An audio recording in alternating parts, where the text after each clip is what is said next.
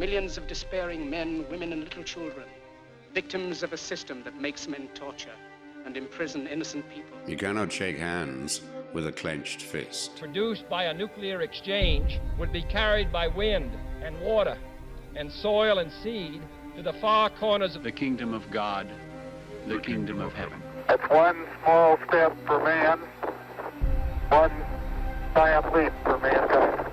We're not saying that planet Earth is coming to an end. We're saying that planet Earth is about to be refurbished, spaded under, and have another chance to serve as a garden for another civilization. Most of the people in here are just your reflections. They're your mistakes. 1776 will commence again if you try to take our firearms. 1 million of the planet's 8 million species are threatened. You are what you repeatedly do. Therefore, excellence ought to be a habit, not an act. Your lives and the credibility of the United Nations is at stake. Epstein didn't kill himself. The reason this is such an interesting time is not only because we're on the threshold of the end of this civilization. They're trying to take you out with bullshit. The experience of the past 2 years has proven beyond doubt that no nation can appease the Nazis. To those who can hear me, I say, do not despair. The misery that is now upon us is but the passing of greed, the bitterness of men who fear the way of human progress. The hate of men will pass, and dictators die, and the power they took from the people will return to the people. And so long as men die, liberty will never perish.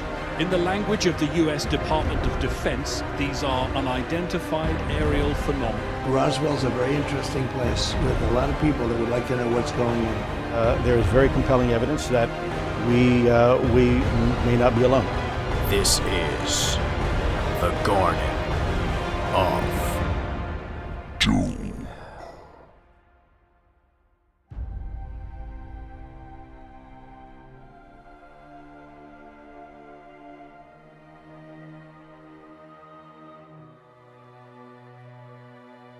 Welcome everyone to Garden of Doom, and we are deep into theme month. And here we are. We're going to talk about Star Trek today, and because, listen, I'm a casual Star Trek fan. I am not one of those that you're a Star Wars person or you're a Star Trek person. Just, I like them both. I will say that with the horrendous latter 6 or 7 movies in Star Wars, that Star Trek probably has to have the edge in quality by a wide margin at this point anyway. That said, I am no expert on Star Trek, but I know a lot of people love it. It's got conventions, it's got cults, and cult following, that is. I don't want to confuse it with regular cults, because we covered that several times on this show, including a Survivor of Scientology, so I don't want to confuse the two. Anyway, point is, I'm not an expert, so I found some experts. So my guests today are Elizabeth McDowell and Brian Moss, who are both self-avowed Trekkies. Found each other or reconnected or confirmed their status through Star Trek groups. And, without me botching it, I'm going to let them introduce themselves. So ladies first. I'm old, so chivalry. So we'll start with Elizabeth. You can introduce yourself and tell your Star Trek origin story, and then we'll move on to Brian. So I'm Elizabeth McDowell, as Jeff mentioned, and I am a Star Trek fan who became a Star Trek fan as an adult. I am a millennial, and I would have been about the right age to watch TNG when it first aired, but because of my very religious parents and all kinds of things, I didn't get an opportunity to see it. So I started watching it when I was probably about 28 or 29. And I started with TNG, The Next Generation, fell down a rabbit hole, and since then, I would call myself a fanatic. Maybe I would, but there was something about the series that really spoke to me, and also finding out that the fan community of Star Trek fans is such an interesting place. So that kind of definitely helped me along in my fandom. Whenever I'm not geeking out about Star Trek, I host a podcast called Murder, She Woke with a friend of mine about Murder, She Wrote, and if you're so inclined, you should check it out. So thank you for that. Brian, tell us about yourself and your Star Trek story. Thanks. My name's Brian Moss. I'm 44 years old. I've been a fan of Star Trek probably since I was about maybe 5 or 6. It used the original series used to come on in syndication when I was a little kid, and I would remember my mom would always have it on whenever I came home from school, and we'd always play Star Trek on the playground at recess, and just a huge dork about the series. I collect Star Trek novels for fun. I can probably quote the plot of pretty much any episode title you throw at me, and I'm just here for it all. It's just inspiring and fun, and it's a good way to engage my brain. Okay, so let me let the audience know that, like our guests for the MCU, they probably love the subject matter too much. But hopefully I can control them better than I could control Mr. Yari, who can't be controlled in his love. And I gave them sort of strict instructions, so let's try and keep it to 90 minutes to go through the original series, The Next Generation, Deep Space Nine, and I believe Voyager. That's considered the big four. Now, I'm old enough to remember Star Trek was probably first run while I was still alive, but I'm sure I watched it mostly in syndication as well. It's hard to tell when you're that age, but in reruns, I watched it for years and years and years. I also remember the Star Trek cartoon, which was the same animation as the Planet of the Apes cartoon, so I always pair those shows. I watched The Next Generation, but I didn't watch it religiously, but I probably seen them all. I picked up Deep Space Nine not immediately, but I did see it until the end. I actually thought I missed the last episode, got mad at myself, and then I searched it on the internet, found it, and realized that I did see it, and I just didn't like the end. Voyager, I probably saw some episodes, but I wasn't really down with it. I've seen some episodes of Enterprise. I saw the first season of Discovery when they ran it on regular CBS when they needed new programming during COVID, as opposed to the All Access. And I'm sure I've seen most of the movies going back to Kirstie Alley's introduction as Mr. Savick and V'ger and all of the movies, but we're going to try to stick to the big four of TV, and I am now spending their time that I gave them. So, lady and gentleman, please, without further ado, take us through it in whatever order that you guys I know have practiced. So Brian had actually put together a really interesting outline of kind of why he loved the show and important themes in that. But I think what we should do really quickly first is just go through bullet points of the four, just to kind of give a little bit of background coloring for those who haven't seen it. And we had divided this up. I was going to take TOS, the original series, and The Next Generation. So I'm just going to get through this as fast as I can, and I guess interrupt me if you have questions, but hopefully this is all pretty straightforward.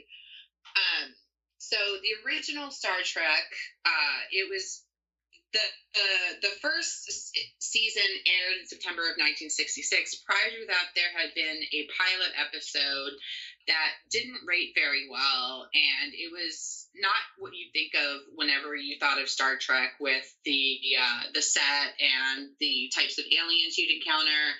So that was scrapped in favor of season 1, which was the crew of Captain Kirk, Mr. Spock, the science officer, and first officer, and Dr. Leonard Bones McCoy, and Scotty, Mr. Scott, the Montgomery Scott, the chief engineer, and the other ones that we know really well, communications officer Uhura, Nichelle Nichols, Sulu, played by George Takei, and Pavel Chekhov, the young man played by Walter Koenig.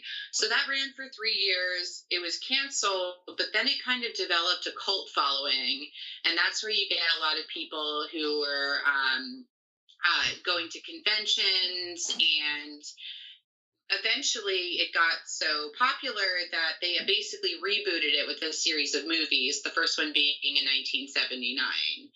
So that's kind of and there were 6 movies. The first one was in 79, the motion picture, and the last one was The Undiscovered Country in 1991. So that's basically where Star Trek starts, and just three interesting things of note. In the first series, we meet three of the most important alien species that we get to know, which are the Vulcans, the eminently logical race, the Klingons, who are more like the warrior race, though they're a little more multidimensional than that, as we'll get into, and then the Romulans, who are basically, maybe this is oversimplifying it, but evil Vulcans, and they're warlike, but a little more insidious than the Klingons. The Klingons just tend to be very preoccupied with honor, whereas Vulcans are a little more shady. Or not Vulcans, Romulans are a little more shady. I have thought of the Vulcans sort of as like the Stoics, would prefer to be pacifists or left alone to the extent possible. The Klingons, I think, were modeled after feudal Japanese society, so warrior, but honor warriors, and divided or united by houses. And this is oversimplification. And the Romulans sort of sneaky, and they, named after the Romans, devious, warlike, but sort of like beware of Greeks bringing horses or bearing gifts. So we always sort of sneaking around, never really know, sort of like a heel in wrestling. You never really know what their allegiance is or their agenda is. Just, be careful, so it's hard to trust them, even when your interests seem aligned. That's pretty absolutely. Yes. Good job. See, you remember more than you thought you did. No. And I would just say that while Vulcans do want to stay out of things, they're more of explorers and scientists than they are warriors. However, they don't shy away from diplomacy, and they are involved in politics to a certain extent. They just are not particularly ambitious in terms of conquering or battling and that kind of thing. So, and I'm just going to jump ahead real quick to TNG just to go through it real quick. In terms of the Next Generation, that came on the air in 1987 after, and you can correct me if I'm wrong, Brian, this is just mostly stuff that I have kind of picked up from the internet and from lore, is that because Star Trek had such a big resurgence and the movies were popular, they decided to bring in the Next Generation, Star Trek, the new class. And this one, it takes place 100 years or so after the original series. The original crew of the Enterprise C, they're all legends. So this is the second Enterprise. This is an Enterprise D. And the captain is Jean-Luc Picard, played by Patrick Stewart. Commander William Riker. Sir Patrick Stewart. I'm sorry. Yes. The first officer is Commander William Riker, played by Jonathan Frakes. The Lieutenant Commander Data is an interesting character because he is an android, as we learn, and he's the only one of his kind, we think, until we meet his brother Lore, which, again, is maybe a story for a little bit later. And then there's LeVar Burton, who just recently, and by recently I mean when we're recording this, which is July, hosted A Week on Jeopardy. I thought he did great. I haven't seen it. Would you say? Yeah, I haven't seen any of it. Oh, it was just a side note. It was kind of embarrassing because the one guy got $10,000 in the hole, and it was like the worst Jeopardy performance ever. But LeVar Burton was just trying to be nice, and it was whatever. So what we also have on this ship, besides an android, is a Klingon in the form of Worf, which is another interesting development, because in the original series, the Klingons were the sworn enemy of the Federation, and we see a lot of episodes in the original series involving Klingons. We also have Chief Medical Officer Dr. Beverly Crusher, played by Gates McFadden, and our counselor Deanna Troi, who is played by Marina Sirtis, who the character of Counselor Troi is half human, half betazoid, which is another alien species that we meet in this series. There are also a few other notable crew. There's Dr. Catherine Pulaski, who is the doctor in season 2, and she came back for a few guest spots. I can't talk today. Wait, can we stop for a second on Counselor Troy? Wasn't she an empath? So betazoids, pure betazoids, are telepaths, and since she's half human and half betazoid, she is supposedly an empath, though I don't know whether this is the fault of the writers or just them not quite figuring out how that kind of ability was supposed to work. But the character in this situation kind of gets a lot of shit from people because a lot of times her empathy skills, empath skills, don't seem to do a whole lot of good. And she'll say things like they're obviously hostile while they're, firing photon torpedoes at them. Like it's that kind of thing, which is, I think, in my humble opinion, was a little bit of a waste of her character. But I was an infant when the show came out, so nobody asked me. She was not.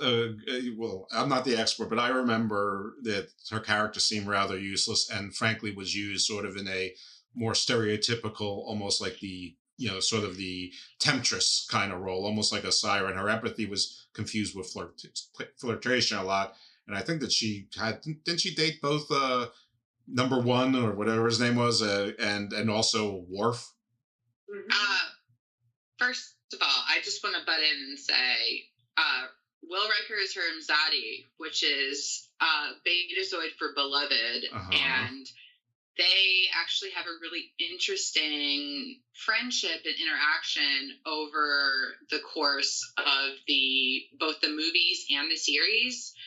She does get involved with Worf at the end, but I would just like to point out that Riker, her Mzadi, the male part of that interaction, he gets around a lot more than she does. Yeah, you bet he does. Sure, he was, he was trying to be Kirk.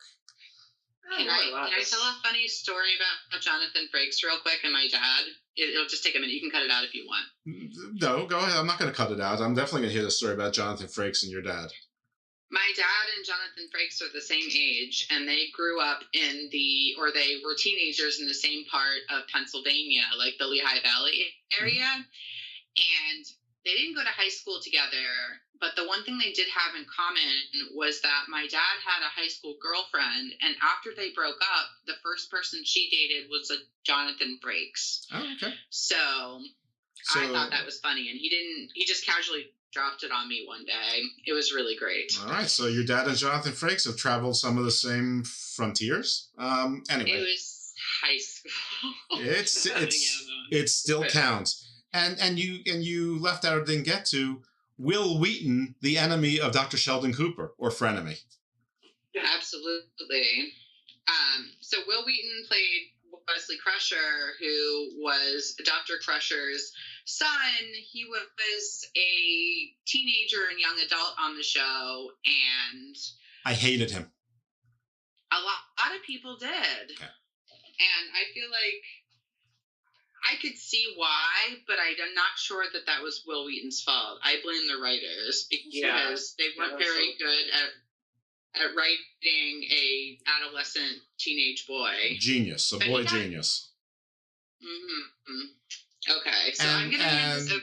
I come from the generation where a lot of TV shows were ruined by introducing a young child or a baby. And when they star with it, you're sort of in a deficit position when it's not a family trauma to begin with. It just seemed out of place for my 1987. Which remember, 1987, I'm 18 years old in 1987. So, I'm not really interested in a 12-year-old being on the starship. I want what I want. I want to see more Worf. I want to see more Worf beating people up. No, that's understandable. I mean, I feel like seeing a kid on the bridge, though, might have been the grab for kids to get into Star Trek if they saw someone that looked like them involved in the story somehow. So fair enough. Some of it makes sense, but the writing, like Elizabeth said, some of it is just really stilted and bad. And, ugh. True. All right. I will say it gets a little bit better as he gets older and kind of grows out of the bratty teenager phase, but in the first few seasons, it was a little rough. So, Starfleet, we don't lie. Oh boy. Jeez. Or the sweaters, the many ugly sweaters of Wesley Crusher. So I'm gonna make Brian, kind of give his notes on the other two, Deep Space Nine and Voyager. Yes. Okay. So Star Trek Deep Space Nine premiered in 1993. It actually came on during the 6th season of Star Trek. So it was actually, you were getting double dosed every week of TNG and Deep Space Nine, which was cool if you were a Trekkie. So one of the big deals about Deep Space Nine was that it showed the first African-American captain as a regular character on the series.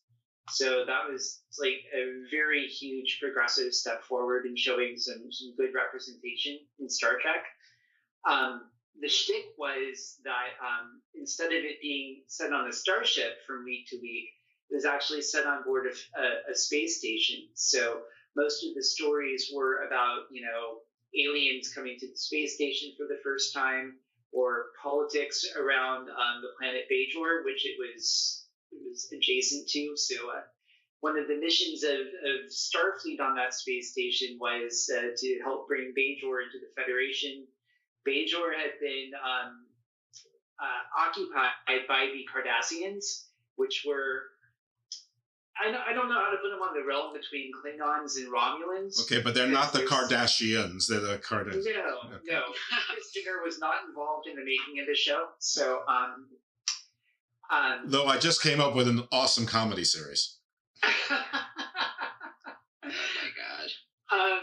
I don't know where you'd rate Cardassians between Romulans and Klingons. I mean, they're definitely militaristic like Klingons, but they're also super sneaky like Romulans. So it's kind of the best of both worlds. I figured that they were sort of Romulan stand-ins because they wanted a new race with this whole new mythology. But yeah, I find them to be very similar to the Romulans without the relationship to the Vulcans. Right. And also there were a lot of parallels to Nazi Germany where they were concerned because they were such an expansive militaristic race. And there's several stories that really kind of drive that point home. Well, plus the whole occupation of Bajor and a lot of the parallels between,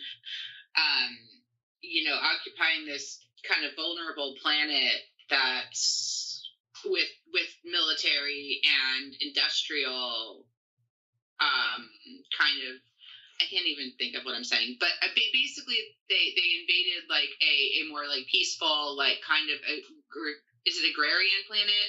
And then they kind of and then they kind of turned it into their own, like they had mining operations and it was basically like a parallel for occupied like territory during World War II. Yeah. And well, wasn't Bajor also like a holy planet? Like it was the center of a big mysticism, a big religion, or am I confusing that with something else? No, you're on the nose actually. Captain Sisko, which is the leader of Deep Space Nine, the captain, I guess. He actually becomes a figurehead in Bajoran religion, and that's kind of what he's already kind of at a mental crossroads when the story starts with him. He's lost his wife in a battle with the Borg, and he's just really sullen and not too excited to be there and hates everything and would rather retire. And then the Bajorans kind of adopt him as a figurehead called the emissary into their religion.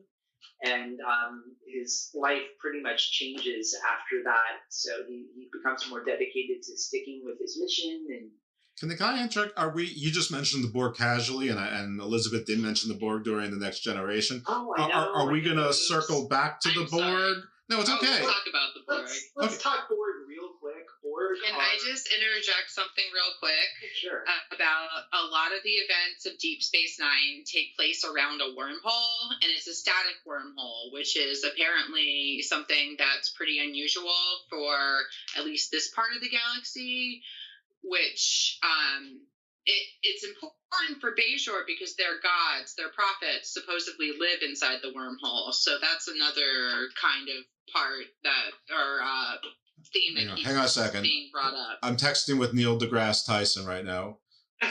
He says that it's unusual anywhere.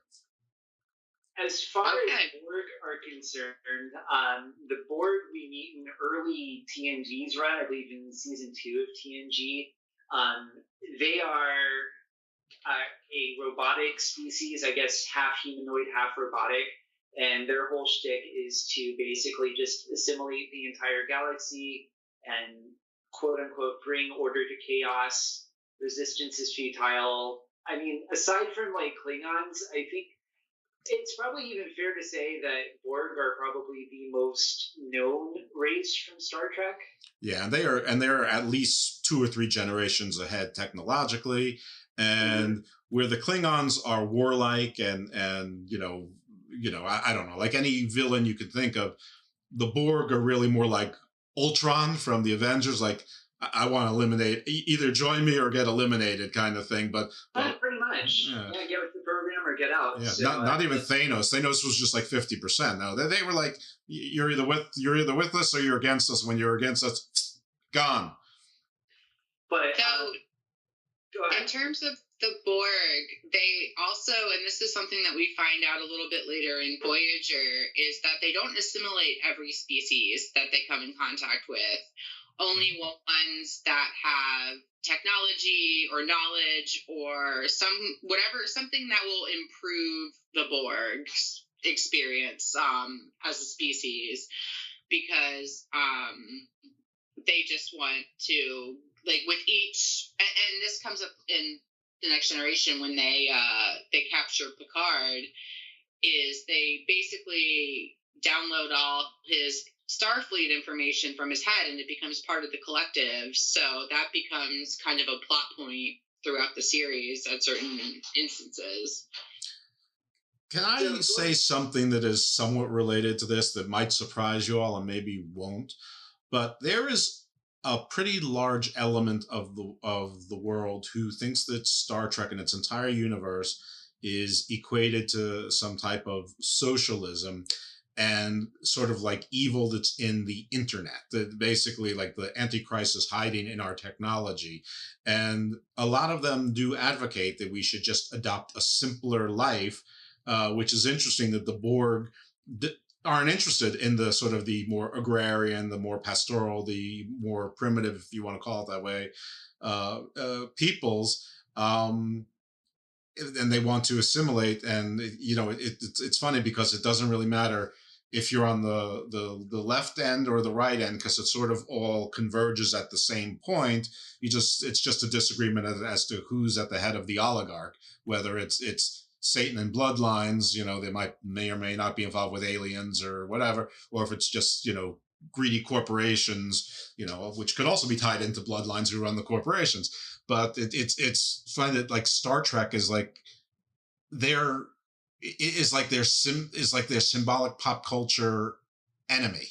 And that just hit me like a, not like a truck, but sort of like a rock hit me in the head when you mentioned that. So I'm sorry to interrupt, but if I don't say something, I risk losing my thought forever. No, it's a great thought though. And it's kind of why we hope that Starfleet is the better option than Borg. I mean, I feel like good answer. At the end of the day, their goals are the same in that Starfleet wants to bring people into the fold and how do I put this list? Like everyone kind of on the same page and everyone have access to the same technology and egalitarian, not forced. Voluntary and egalitarian, not forced. More communal, which doesn't have to be communist. More communal. Sorry, go ahead. This also actually ties into the idea of the Prime Directive and First Contact, because while the Borg assimilates and acquires by force, when the Federation brings people in, first of all, they're supposedly, and this is another thing that becomes an issue in all the Star Trek series, which is about the Prime Directive, which, and you can help me make sure I articulate this properly, Brian, that you're not supposed to interfere with any pre-warp or developing species in such a way that would kind of change the path of their natural evolution. And then there's also First Contact, which is the policy of the Federation that once a species reaches warp capabilities, then a representative from the Federation will make contact with them and say, "Hey, you have warp now. Come join us." And so that's more of it's an assimilation in a way, but it's an assimilation by choice, and also it requires some effort on the part of the civilization being assimilated, showing that they have maybe not have to prove their worthiness, but they have to kind of be in the same type of what would you say? I don't want to say class because that's not right. I would say like maybe the same level of technological advancement. I guess that's right. I guess emotional maturity might even be something. That too. So that's just kind of my take on it. It is assimilation. It is similar, but it's voluntary because at some point, and Brian had mentioned earlier that a lot of the plot of Deep Space Nine was not a lot, but a salient point was that they were thinking of joining the Federation. And at some point in the series, I think they decide that that's not what's best for them, even though they, whatever powers that be on Bajor kind of oscillate between whether or not joining the Federation is the best idea for them, given their circumstances. Well, back to Deep Space Nine, was it an embassy, or was it just because it was a convenient space? Was it, I mean, I remember it wasn't a fortress, because I remember distinctly it took a while before they even gave them a warship, and they gave them all of one. I think it was called the Defiant. Yes. And it seemed like it was a place of embassy, but also a place of trade and tourism, almost like a Las Vegas, with a small military presence for diplomatic relations. It's almost like when the mob wanted to have peace, they went to Las Vegas. It seemed less UN and more, like a casino town. Yeah, it's very much like a frontier fort out in the Wild West. I feel like that's kind of how it was envisioned. So you had like this small contingent of Starfleet officers, and then you had pretty much everyone else that lived there doing their own thing, going to work every day. So, and you had the Ferengi, who were sort of connivers. And the thing is, Ferengi is a real word, and Ferengi, I think, was like traders, was like nomadic traders. Mm-hmm. So, just to go over the characters real quick, because I feel like the characters are one of the big strong points of this series. Captain Sisko, whom I mentioned, played by Avery Brooks. You're about my age, so you probably remember Spencer for Hire back in the 80s. He was Hawk. Spencer. And he was also in They Live. That's on that show. And it just really carried over into this one. And he played the character so well. Just the way he approached fatherhood, but also the way that he didn't take any shit. No, the Hawk is an amazing character. Yes. He punched Q in the face. Q, who is Picard's adversary from The Next Generation, he just straight up punched him in the face. Sisko did or Hawk did? Sisko did. Okay. Well, it would have been better if Hawk did, but okay. Yeah. His first officer is Major Kira. She's a former Bajoran terrorist. She really has her own developmental arc throughout the series. She's played by a Broadway actress, Nana Visitor. She's incredible. And I can't say enough about her without spoiling several episodes.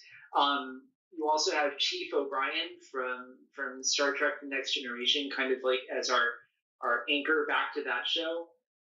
He's basically in charge of making sure the station doesn't fall apart, smacking machinery and cussing out at it very loudly, and drinking a lot of whiskey. Right. So, and if you don't know who he is the actor. If you've ever seen a Western or a old-timey gangster movie where there's sort of like an Irish boss around, he plays that character in every movie in Western in the last 25 years. So that's that guy.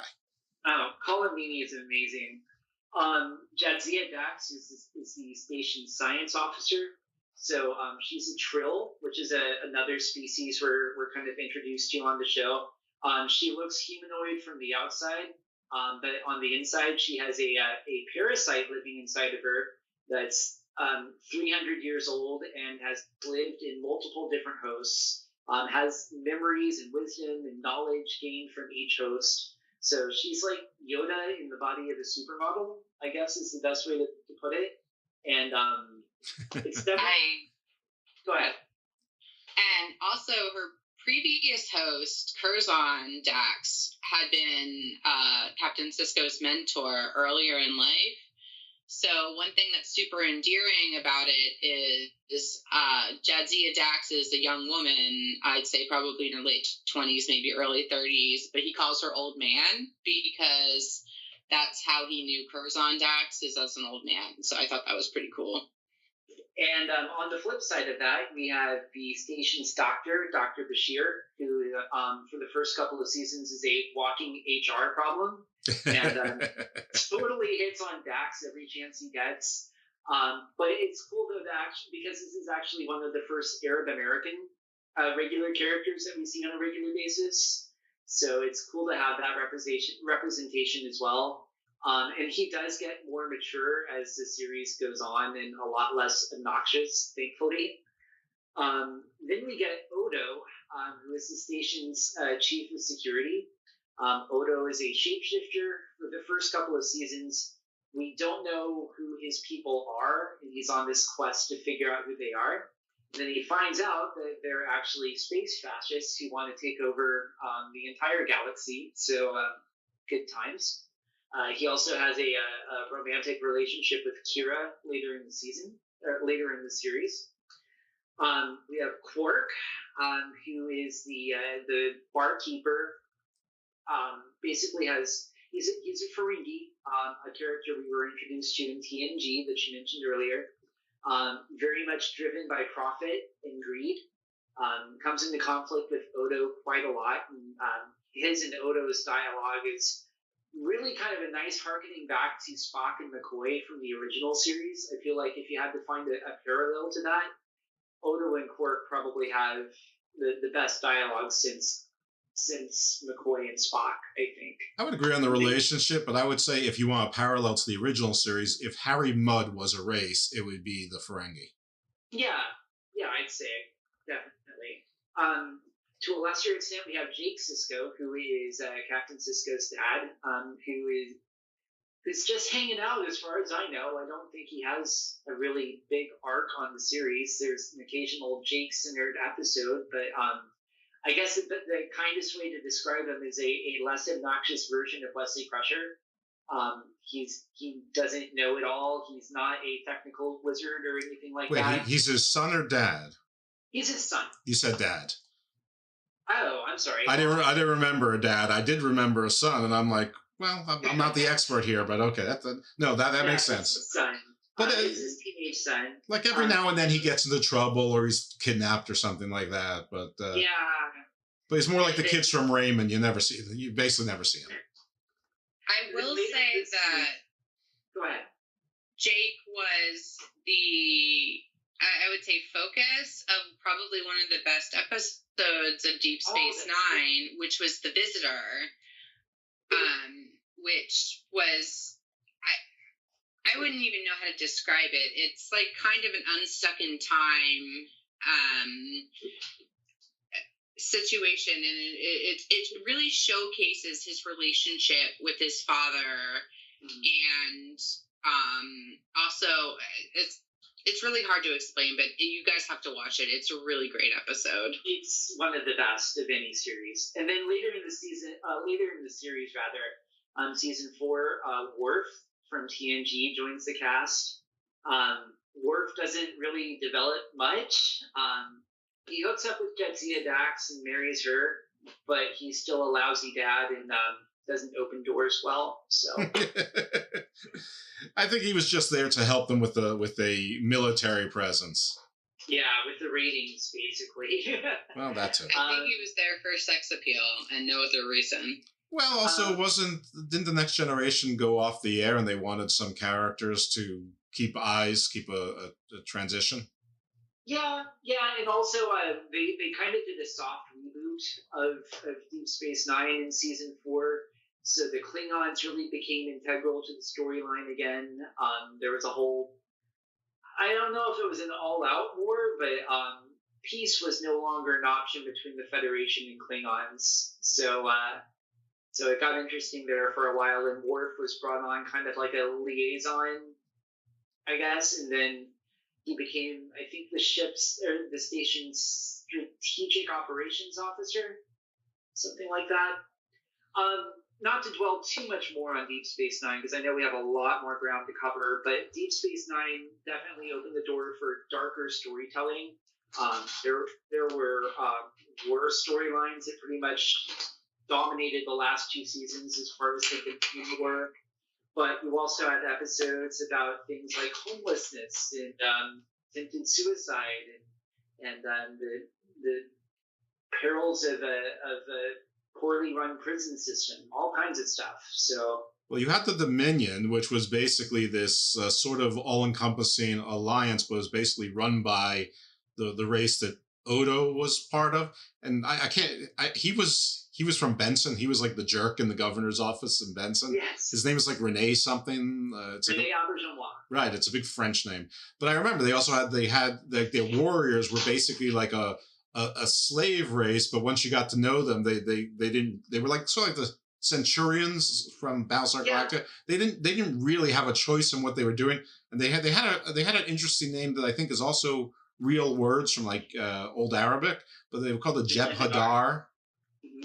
Oh yeah, we love the Jem'Hadar. How would you describe them, Brian?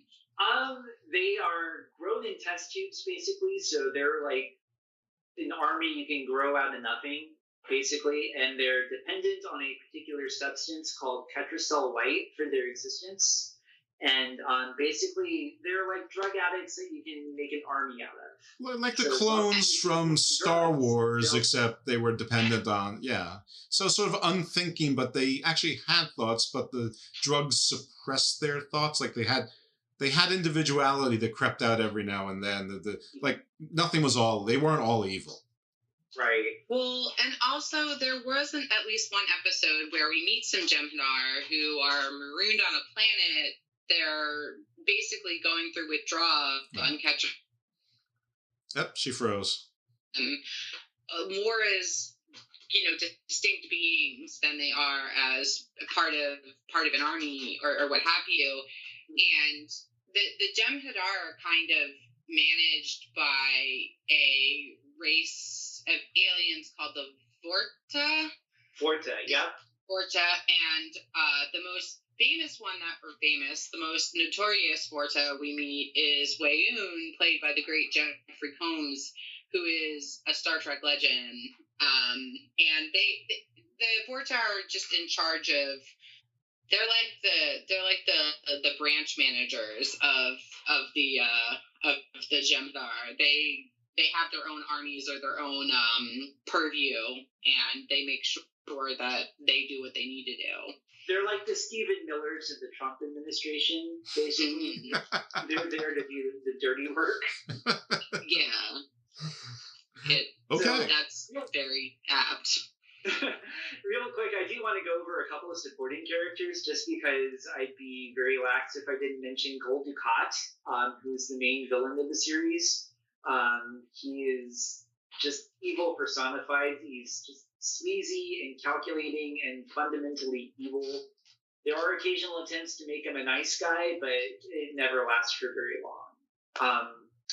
I should also mention Space Karen, aka Kai Wynn, who is the leader of the Bajoran religion on Bajor.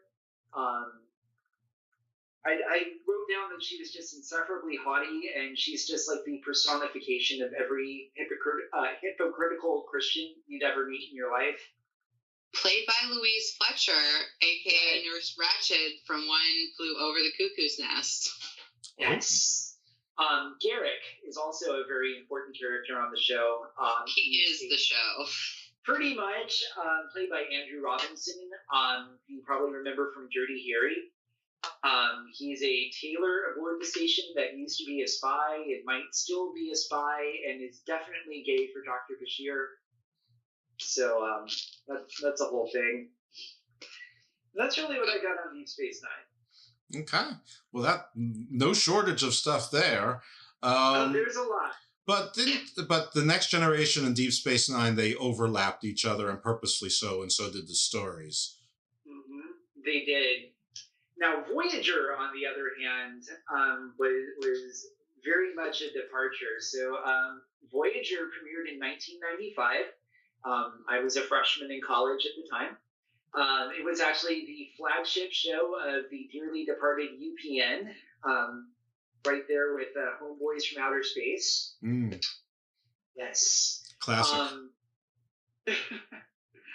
And in another nod to very progressive casting, Kate Mulgrew was actually cast as well, she wasn't the first choice, but that's another story. But she was cast as the first female starship captain. Right. I look at her as a revenge for all husbands whose wives said, "Why couldn't you just ask for directions?" You know, but you also give her a starship named after a minivan, which I don't think is quite fair. Okay, fair enough. I think also a space shuttle, but you know. The role had originally been given to an actress by the name of Geneviève Bujold. She actually quit after, I think, 2 days of filming and decided that episodic TV just wasn't her bag. So Kate Mulgrew stepped in and just pretty much ran with it. Seemed like Joie de Vie, or whatever her name was, made a very bad choice. Yeah, maybe for her mental health, it was probably the best choice at the time. Because you kids with the mental health. TV, you're talking like 12 to 15-hour work days on a good day. So if you don't come from that kind of stock, I can imagine that, you know, a full day's work like that will probably wear on you. I come from the stock that did wants intergenerational wealth, but okay. We're also looking at this from the perspective of a finished product and a success, and a large part of that success was Kate Mulgrew. So we never knew that this other actress might have royally screwed it up, and it would have been canceled after 2 seasons. This is true. Also that. We don't know what could have happened. That's footage on YouTube of her, and looking at that and then looking at Kate Mulgrew, it's probably better that we didn't get Geneviève Bujold. Is Kate Mulgrew, was she red on Orange is the New Black? She was. Okay. Yep. So that's where people would know her from if you didn't know her from Voyager. And if you're a senior citizen like me, you probably know her as Mrs. Columbo, a.k.a. Kate Loves a Mystery. She was also on Ryan's Hope. I think one of the main stars on that soap opera back in the early 80s. She also had several notable guest spots on Murder, She Wrote over the years. I just thought I'd put that in. With, out going too much on a digression, there is a lot of crossover between Star Trek and Murder, She Wrote on a lot of these characters, because it all ran at the same time. So if you're getting actors who do guest spots, they would normally overlap quite a bit. Sure, but the overlap that I like is from the original Star Trek and Land of the Lost. I mean, Walter Koenig actually wrote some of the episodes, and there's a lot of Star Trek in Land of the Lost. I did not know this. Oh yeah, well, to plug my own podcast, which is silly because if you're listening to this, chances are you've listened to that. But just in case you're followers of Elizabeth and or Brian or just Star Trek, one of my running episodes is that we do reviews of Land of the Lost. And we do about 7 episodes at a time. And well, by the time I drop this, I'm not sure where we'll be, but the last recorded episode took us through season 2, episode 9. And there's only 3 seasons up to episode 13. So we're taking our time. We're having fun. So if you haven't checked those episodes out, check them out. That's so cool. Well, going back to Voyager, the series is set aboard the USS Voyager, which is a starship that has been flung halfway across the galaxy into a place called the Delta Quadrant, which is basically like middle of nowhere where no one knows where anything is. It's about an 80-year trip back home, so it's a long way home. Their ship has to join forces with a militant faction that broke away from the Federation, known as the Maquis. The Maquis is a story concept that started on The Next Generation and was continued into... No, I take that back. It started on Deep Space Nine, bled into some Next Generation storylines, and then found its conclusion on Voyager. So basically, to go over the Maquis real quick, the Federation and the Cardassians settled a territory dispute by giving up some of the planets that were kind of on their border. And the Maquis were settlers that were asked to leave. You know, like, hey, guys, maybe it's a good idea, if you don't, put yourselves in harm's way anymore and come back into the Federation. And they're like, no, screw you guys. This is home and we're not leaving. And you can't make us leave. And they start organizing terrorist attacks against the Cardassians and also terrorist attacks against the Federation. So they're kind of like the Ammon Bundys, I guess, of Star Trek. But I guess the point of it is if the Maquis could get to that quadrant, that means the Voyager could get back to their home within a lifetime. Basically, well, they were all thrown out there by some kind of space oddity known as the Caretaker. They were traveling through a region of space with a lot of turbulence, and they hit some kind of a technobabble wave of some sort, and find themselves all transported into the Delta Quadrant. Well, Elizabeth was leaning forward in a threatening manner into the question, so I'm sure she has something to say. Oh no, I was going to say exactly what Brian said, is that the Maquis ended up there by accident, and so did Voyager. So they weren't following them into the Delta Quadrant, they were following them into like a certain part of the Alpha Quadrant, and they just ended up, far-flung 80 years change away. But they're also not a storyline device to have a solution. They had the same problem, and they're no closer to any solution. In fact, the Maquis, I don't remember the story, but it seems like they're okay being alone over there. Yeah, exactly. The Federation was actually in pursuit of the Maquis ship. They were trying to chase them down and bring them to justice, and they all wind up in the Delta Quadrant together by accident. The Maquis ship is destroyed, and all of their crew beams over to Voyager, and Janeway has to kind of adopt this crew into her own, help them find jobs aboard the ship, and they all have to learn how to get along and work together to get back home in one piece.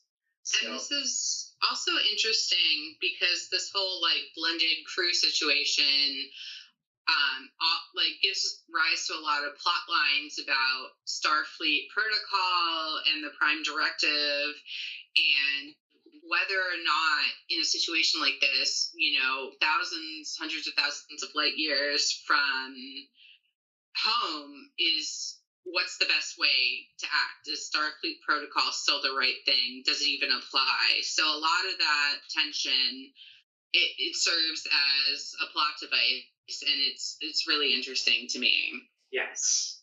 One of the cool things about Voyager... It's funny because, I'm sorry, because Battlestar Galactica, has the same issue. Do the rules of the 12 colonies still apply when there are no 12 colonies, when we're just on the run? And it's all about moral ambiguity. And I think the interesting thing about Star Trek is this thing with the Maquis. maybe the first time that there was sort of a moral ambiguity within Starfleet itself. Everything wasn't utopian. You had, one man's terrorist is another man's freedom fighter. I mean, they thought they were the displaced, indigenous peoples from that area. But the Federation said, hey, listen, there's going to be a war if you don't move, and it's for the greater good. And well, I'm going to say the Kardashians, because I don't care that it's the Cardassians. The Kardashians were going to come and, fashion them to death, I guess. Well, with plastic surgery. Sorry, I was going to say something and I completely forgot what I was going to say. I have that effect on people. Actually, I remember it. Okay.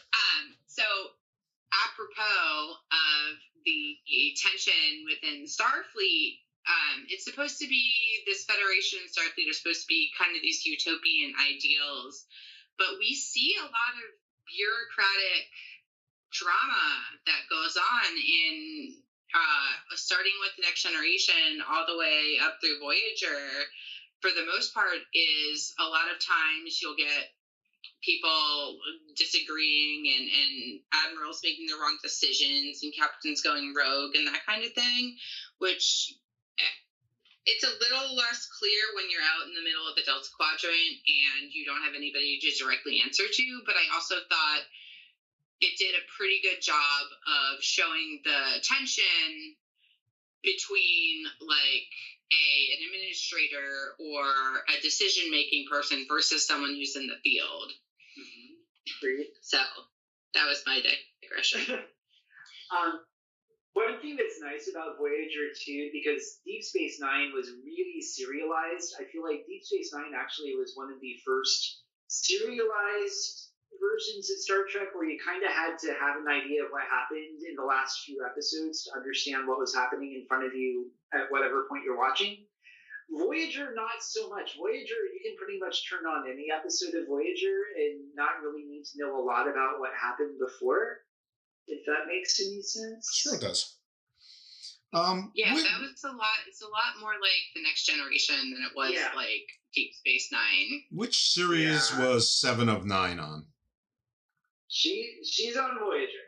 Oh yeah. Yes. So we'll come to her. Just to kind of go over the crew. Oh yes, we did. Aside from Captain Janeway, we also have her first officer, Chakotay. Chakotay's kind of full of problems. He was written as a Native American character from an indeterminate tribe, we know not what. There's really some kind of problematic aspects to that character because he was conceived by someone.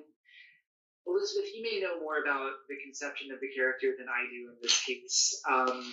Wasn't he written by someone who claimed to be an expert in Native American culture, but was actually kind of bullshitting his way through that? I don't know, and I should have looked into it, but one thing that we should note is that Chakotay was the Maquis captain, yes, and Captain Janeway appointed him as her first officer over Tuvok, the Vulcan Federation officer, or Starfleet officer, as a way of, I guess, showing good faith to the Maquis to say, we're not just going to treat you guys as schleps, we're going to put you in leadership positions and actually like make this an active partnership versus. But yeah, the Chakotay situation, there's lots of kind of checking the boxes on what a white person would think that a Native American or an indigenous person would do. Things like talking to animals and spirit quests and just kind of a lot of woo-woo stuff. Yeah, it gets really cringy. Like, there's a whole episode about him discovering the origin of the giant tattoo on his face. Yeah, he's, even aside from all of that, he's just not a very interesting character. So, and he's played by Robert Beltran, and frankly, I don't know a whole lot about his resume. I want to say he was in a movie called Eating Raoul, which kind of has a cult following. Aside from that, I don't know much about his background. I've seen Eating Raoul. It's very overrated. I also feel like the one or two situations where they tried to give him backstory and develop him into like a deep character, it didn't hit right because it came out of nowhere. I just remember one where he's sick and he's screaming about how much pain he's in, and it's so jarring that I didn't even want to watch it because it just didn't compute. Oh, in the last season of Voyager, there's episodes where Chakotay is like hooking up with Seven. Oh, I heard about that. I haven't gotten there yet. Out of nowhere. Like, why? Why? Because he could. But yeah, we'll come to that. Let's talk about Tuvok real quick. Well, he also hooks up with Janeway whenever they're stranded on that planet. Yeah, Chakotay's just kind of a tool. I don't care for the guy. Tuvok is played by Tim Russ. As Elizabeth alluded to, he is the chief of security aboard the ship. He is very much your traditional full-blooded Vulcan, very stoic, but also very capable of letting the sarcasm run freely. He doesn't really have any big arcs aboard the show. So, but he's Captain Janeway's confidant. He is pretty much like the first person she'll come to whenever she's having her own issues that she needs to work out. So, in that respect, their relationship is very much like Kirk and Spock, I feel. Without Spock's sort of inner struggle. Exactly. But they're definitely very close friends. B'Elanna Torres is the ship's chief engineer. She's half human and half Klingon. She's definitely one of the more dynamic characters. She could have been portrayed, I guess, as more stereotypical hot-headed Latinx, but I feel like the actress, Roxanne Dawson, just really brought a whole lot of depth to the character and just really made you care about her. She was also a Maquis, so she's another one they brought on in a leadership kind of position whenever they integrated crews. Were the Maquis more ethnically diverse than the Federation crew? It sounds like the two Maquis characters you've described so far are, sort of do check those boxes. I don't know if it's just coincidence or not. Tuvok is a Klingon. He's black, so he checks that box. Right. I guess if he's a Klingon, he's not African American because he's not African or American. He's a Vulcan. Okay. This is the show I know the least about, as I said earlier, and I don't remember any Chakotay. There's a reason for that. and I confused. And when you were talking about the security officer, I got her confused with the security officer from Deep Space Nine. Well, aside from B'Elanna, you have Tom Paris, who is the ship's pilot. He's basically like a Han Solo type. He and B'Elanna get married later on in the seasons. But aside from that, he's just like your general, adventurer type. There's not really any distinguishing characteristics about him, I'd say. Maybe I'm not nice. He's the son of a Starfleet admiral, and he apparently ended up on some kind of prison colony, which is where Janeway found him. Like, she went to him specifically and got him out of space jail to go on this mission because of some special expertise of his. And that's just something that he seems to struggle with throughout the entirety of the series, is like his identity. Like, what am I? Am I Starfleet? Am I, something else? And then he really likes kind of those old kitschy, he calls it Captain Proton, but it's like an old 1950s space TV show where everything's made of tinfoil and all the aliens have really big hair. Yeah, he's very much into fixing old cars and his Captain Proton cosplay on the holodeck and stuff like that. Aside from that, though, he just never really resonated with me as an interesting character. The actor, though, Robert Duncan McNeil, he's actually a director of some note nowadays. He directed several episodes of Chuck, I want to say, maybe even a few episodes of Voyager. I think he's directing some episodes of the new Turner and Hooch remake on Disney Plus. So he's still a working director, at least. Can I ask a question about Voyager? I mean, I think that, we all know the original Star Trek. I mean, I don't know that they had a broad mission, but Gene Roddenberry had a vision of sort of a better universe and humanity being a force for good and egalitarianism. Sure. The Next Generation was sort of to further that even further into the galaxy. Deep Space Nine sort of made universe building, with the embassy and the politics, and sort of bring some religion and conflict into it. And then Voyager just seems like they sort of thrust them out there, sort of on this side spur. And I'm wondering where it fits into the Star Trek universe, unless it was just to explore the moral ambiguity of things, which I think they sort of did on Deep Space Nine with the diplomacy and duplicity. Well, Voyager, I guess the more I think about it now, having just rewatched it recently, I feel like a good bit of that is getting two disparate groups of people who had very little ideology in common, putting them together for common cause, in this case, trying to get home. So the Maquis did want to get home. Right, yeah, everyone wanted to go home. Everyone had friends back on Earth and family and everything else. They're not out there just to explore. They're out there because they want to get home. So, and that's kind of the driving force behind the show. And I think maybe this is something we could probably benefit from now as a country, considering where we are now in this polarized state. But, just people who don't come from the same backgrounds or believe in the same things, learning to work together and find some kind of common unity. Pizza. I'm sorry? Pizza. That's sure. That's something that everybody should be able to get behind, is pizza. Absolutely. Or, getting back home for fresh pizza. Yeah, well, this show's called Garden of Doom. We're not about saving the world here. Except we did have a few episodes. We had one called Garden of Hope where we did actually save the world if people would listen. Well, go ahead.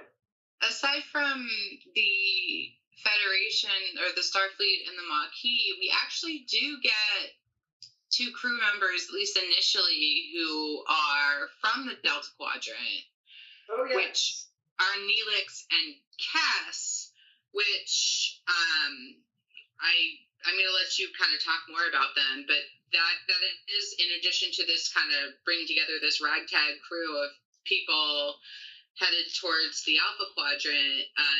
They do pick up a few stragglers on the way. Absolutely. Just kind of round out the rest of the original crew. We have Harry Kim.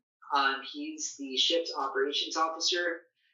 He's just like brand new out of Starfleet Academy, very green around the gills, very eager to please, really has no story arc. He misses his girlfriend back on Earth. He plays the clarinet, and that's all I have to say about Harry Kim. And he never gets promoted. Yeah. No one on that ship should get promoted. They're lost. One of the more fascinating characters on the show is the ship's doctor, who never gets a name. He's played by Robert Picardo, who's just an amazing character actor from across several decades. First thing I remember him from is The Howling, way back in like 1979, 1980, somewhere in there. It was in the 80s, The Howling. Great movie, Dee Wallace. One of the great werewolf movies of all time. The Doctor is an amazing character. Basically, when the ship goes into the Delta Quadrant, they lose a bunch of key officers, one of them being the ship's doctor. So they have to use the holographic doctor on the ship. He has no bedside manner to speak of. He has a lot of sarcasm, though, and he's not really there to take anyone's BS. People are really rude to him. They leave him running. They'll walk out of sick bay and leave his program running, and he doesn't know how to turn himself off. he spends kind of the first couple of seasons being confined to sickbay. So any action where he's involved really kind of has to come to sickbay for him to get in on it. In the middle of season 3, he gets like a mobile emitter that allows him to leave sickbay and like go on missions to planets and stuff like that, and lets him really just like break out and interact with the rest of the crew. But more to the point, he's really like, aside from Seven, he's one of the Spock characters in that he's really kind of learning what it means to be human. So, and you really see him progress through that as the series goes on. He gets really big into opera. Help me out here, Elizabeth. What else does he do? At one point, he has a holodeck family, and they have to tell him that his weird Leave It to Beaver idealized family isn't the norm, and that kind of thing. And he also goes on a lot of missions for them as well, like especially in situations where it would be too dangerous to send an actual person or organic life form. They will send him. Yeah. On to Neelix, who is played by another alumnus of Benson, Ethan Phillips. I love Neelix.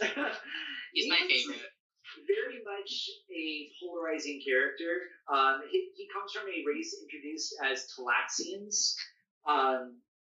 Talaxians are kind of scavengerish, I guess. He's kind of like another Han Solo character. He kind of comes aboard as sort of like a scoundrel type character, but then he turns into the ship's cook and morale officer and, I guess, guide for the rest of the crew as they learn how to navigate through the Delta Quadrant. He has some knowledge of like indigenous species. When they go to different planets, he can tell you what's good to eat, what you probably shouldn't be eating, stuff like that. Is he from the Delta Quadrant? He is. His race is native to the Delta Quadrant. Okay. So, in his words, he does wonderful things with vegetables. Sounds good, I guess. He is in a relationship with Kes. Kes is an Okampan. They're another race indigenous to the Delta Quadrant. They have a lifespan of roughly about 8 or 9 years, and when we meet Kes, she's 2 years old. She's played by actress Jennifer Lean, who, thank God, did not look 2 at the time. But it's still kind of a gross relationship when you think about Neelix being kind of like a middle-aged dude and Kes being not quite a teenager. So if you think too hard about it, it's really kind of icky. Yeah. That being said, she's got like just a very natural curiosity and intelligence. She becomes the doctor's assistant in sickbay, so she's basically like his nurse. And the writers eventually wrote her out of the show, which was really unfortunate. Yeah, well, how are you going to age her so quickly? Well, what they did was they didn't age her. What they did was she had telepathic powers, and towards her end of her run on the show, she had been developing them in such a way that, spoiler alert, at the end of her time on the show, she basically transfigures into a being of pure light and just disappears. That's lovely. Basically. But that paves the way for 7 of 9. Finally. Yes. So 7 of 9 is a former Borg that is taken in by Voyager and restored mostly to her human form. So her time aboard the series, which is from season 4 to the end of the run, is basically about her learning to reacclimate to life among humans. She butts heads with Janeway a lot. For the first couple of seasons she's on there, they're pretty much constantly at loggerheads. Janeway kind of becomes a maternal figure, I guess, for 7 of 9. She's really intelligent. kind of my gripe about Seven of Nine is that she's kind of used as a Deus ex machina to like solve the problem of the week with her Borg nanoprobes. But she and the Doctor really get the biggest story arcs of the rest of the crew. And also, I wrote down she wore uncomfortable cat suits to get ratings, which, she has stories about those cat suits. Well, the show's a little bit obsessed with Pinocchio, like not exactly organic creatures trying to become real boys. Right. From Spock to Data, on and on. I think her delivery of lines, her tone, and whatever persona they came up with for her was just chef's kiss. Like, it was perfect. Because she's that weird kind of like straightforward that comes across as aggressive, but it's also just factual. Like, a lot of times she says explain or clarify, and that's like her whole sentence. And she refers to the one little child on the ship as subunit of Ensign Wildman, which I thought I relate to very, very much, not knowing what to do with children. She's played by Jerry Ryan, who just plays her to a T. The way the line delivery is done.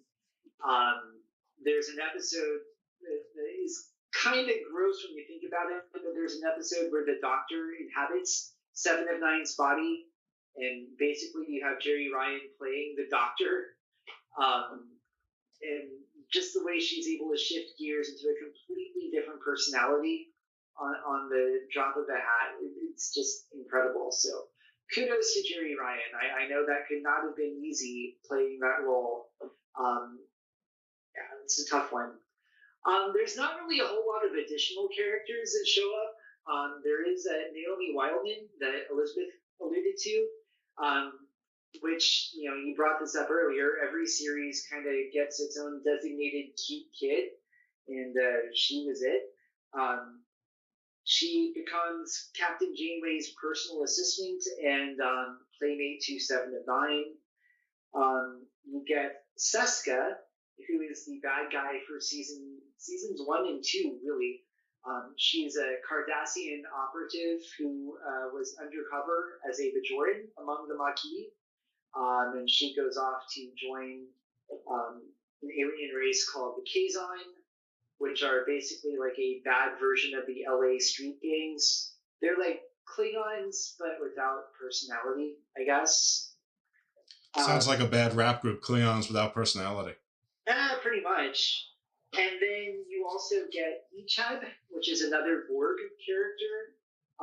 They find a Borg cube with a few Borg kids left alive. And Ichab is the leader of that group of kids, and he kind of becomes Seven's protege, I guess, for lack of a better term.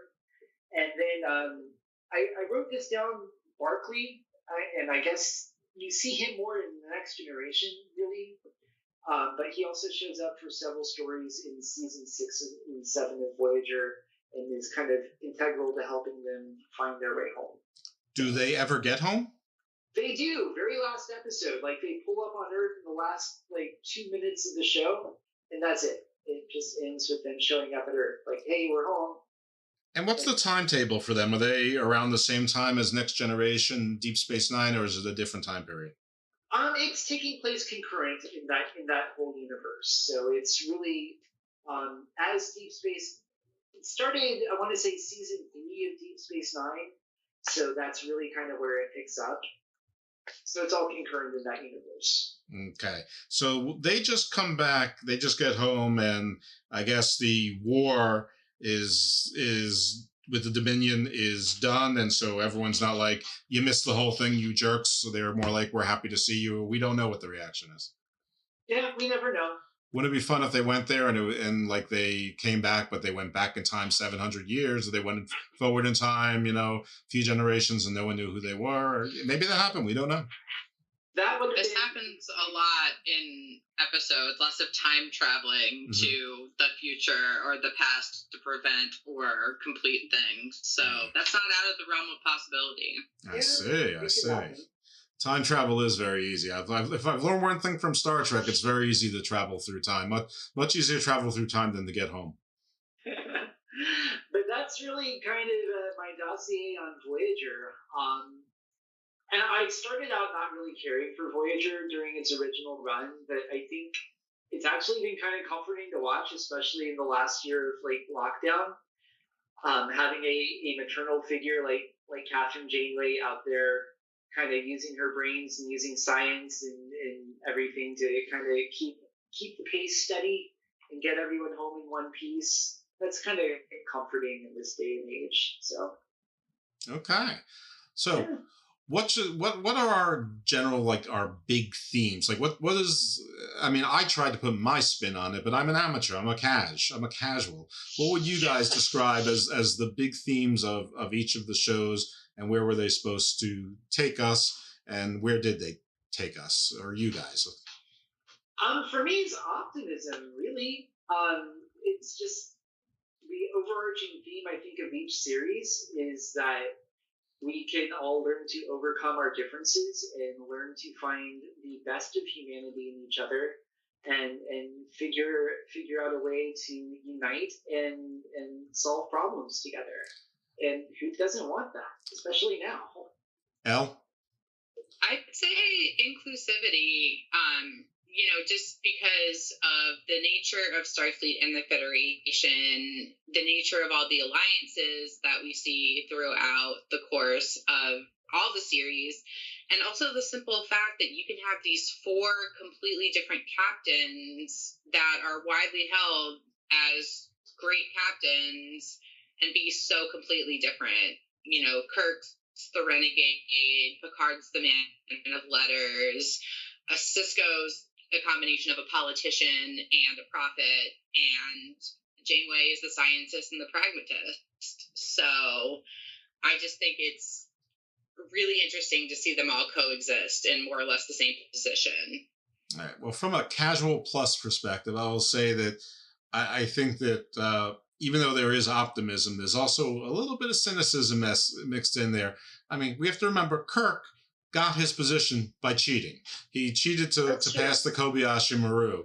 So that's always viewed as a victory, but it's also, no one else did it. There's other captains who became captains, but he's the one who cheated and got that plum assignment. The other thing is that Kirk also basically sexed down basically anything he could. Now, that's more a sign of the times than probably any giant moral issue. I guess you could call it inclusivity because, it didn't matter race, color, creed, anything, right? Diplomacy, very, very close and personal diplomacy.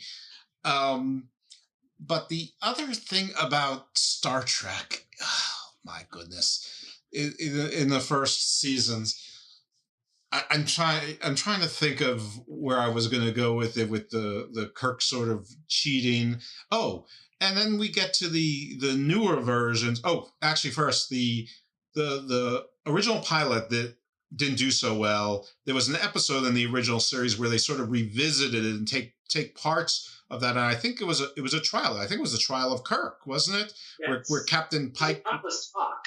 Right.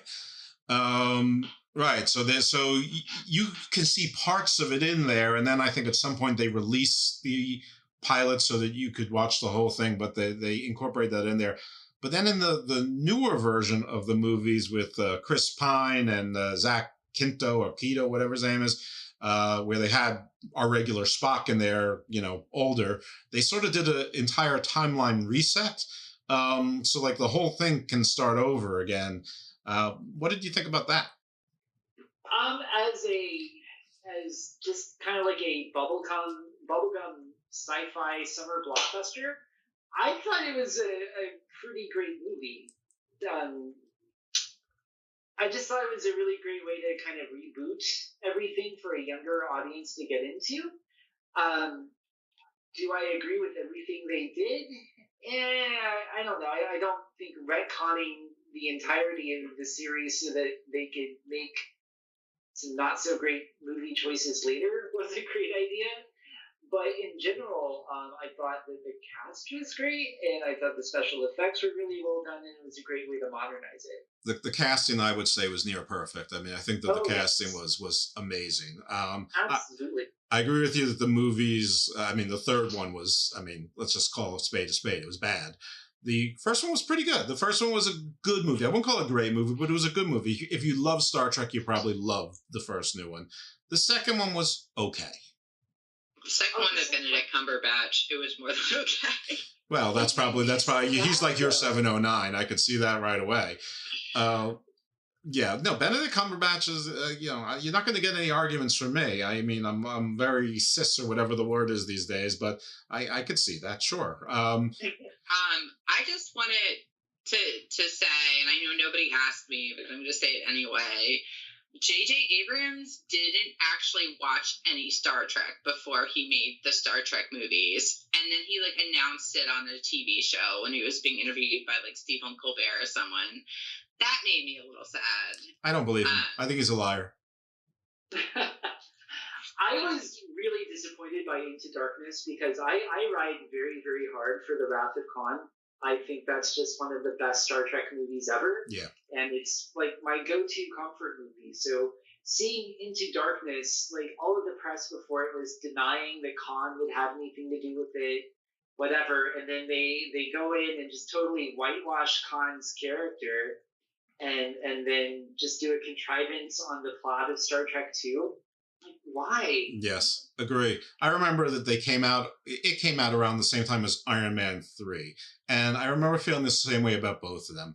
Disappointed, but they were fine to watch for a summer movie. But as part of a bigger universe that both of those movies were supposed to be part of, I was not happy. Yeah.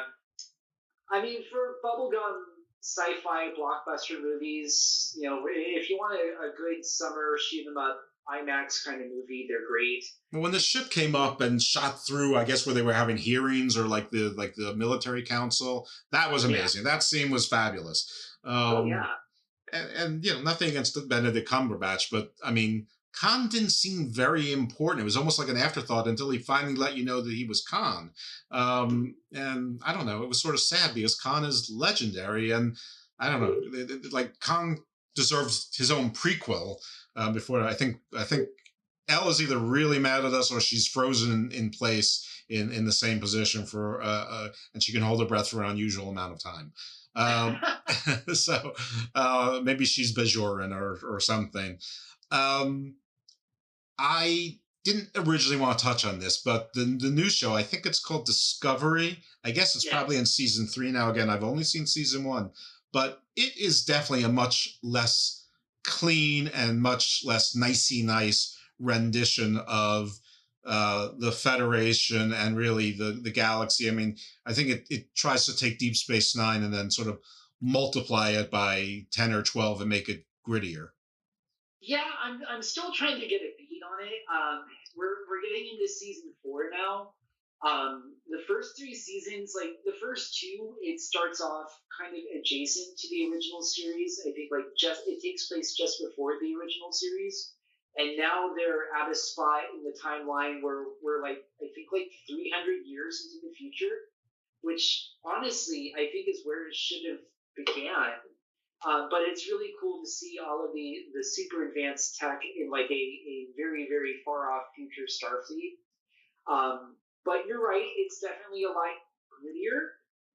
It's also, with original Star Trek and TNG and Deep Space Nine, each of those seasons are 25, 26 episodes apiece. So, you have time to have, a Picard episode and a Data episode and a Counselor Troy runs off with the dude episode. But with the way Paramount Plus does it, you get maybe 10 to 12 episodes a season. So it's a lot tighter, so you don't have as much room to wander. That's most TV these days. Most seasons are, you've got your 9 to 13 episode seasons. Yeah, it's not what we grew up with. So it's kind of, they can't really afford to have a bad episode or a series of bad episodes. They really have to, pick a plot point and stay on task with it. But you also get new TV, 365. That is true. That is true. One thing that I would recommend, if you haven't seen it, this is my plug for Star Trek Lower Decks. You mentioned animated Star Trek earlier, and this is a relatively new animated series that they've done. And it centers around people who just work ordinary jobs aboard starships. They don't work on the bridge. They work way, way, way below. So it's kind of like Downton Abbey? Downton Abbey of Star Trek? Right. It's very much a comic type show. It's freaking hilarious, to be honest.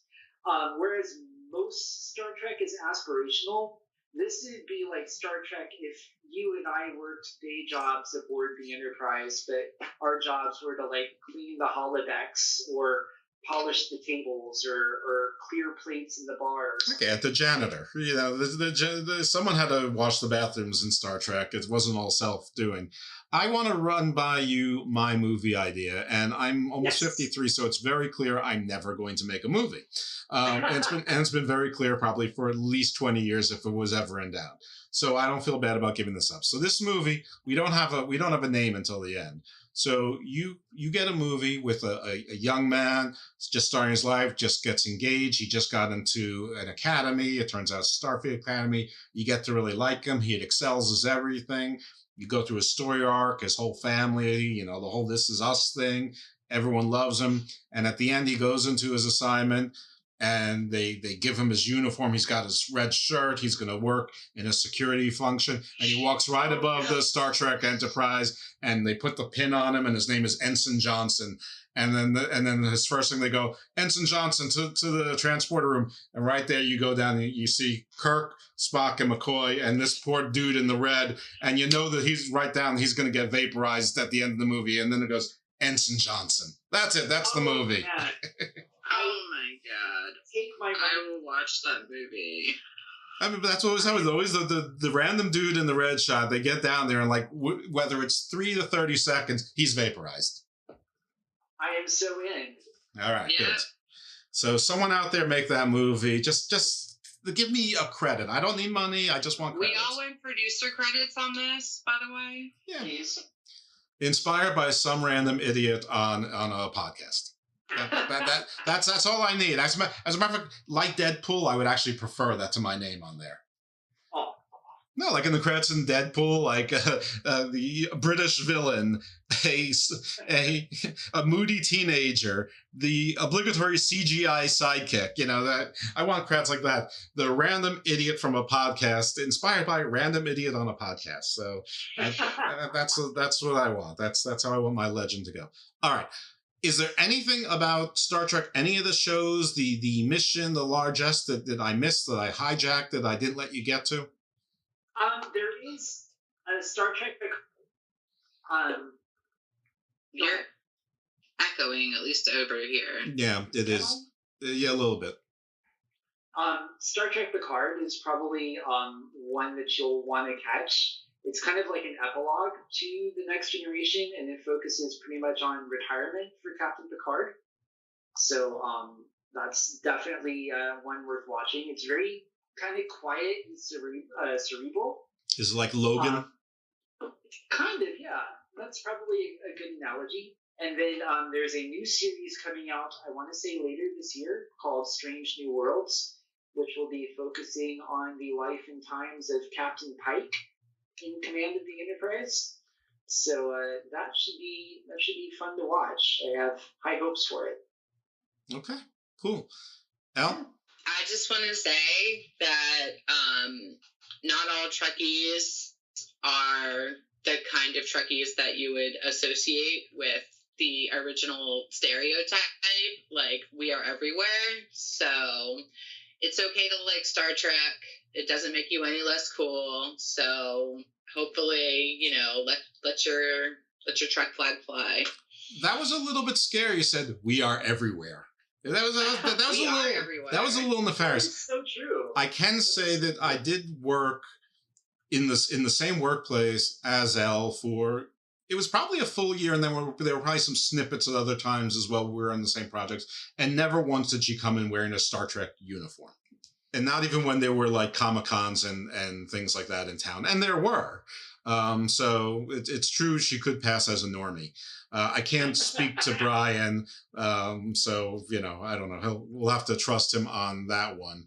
All right, well, I thank you guys on the Star Trek primer. I think that they now have a pretty good idea of what they're getting into if they wanted to watch it, or if they just want to take it forward. I think that they could do so without being completely confused and have some information on the Star Trek universe. So I thank you guys. I hope that you are inspired to maybe do a deeper dive on the show that you love and do your own podcast covering all of these shows and the episodes in some detail. Elle has left us. She was frozen for a long, long time, so she's not a fabulous breath holder, which is probably a relief and technologically makes more sense. Brian, thank you very much. Thank you, Jeff. It's been so much fun. Good. Elle, when you hear this, thank you very much. And to the audience, thank you for tuning in, and hope you're enjoying Theme Month so far. And thanks for coming into the garden. Bye, everyone. Stay evil, my friends. Space, the final frontier.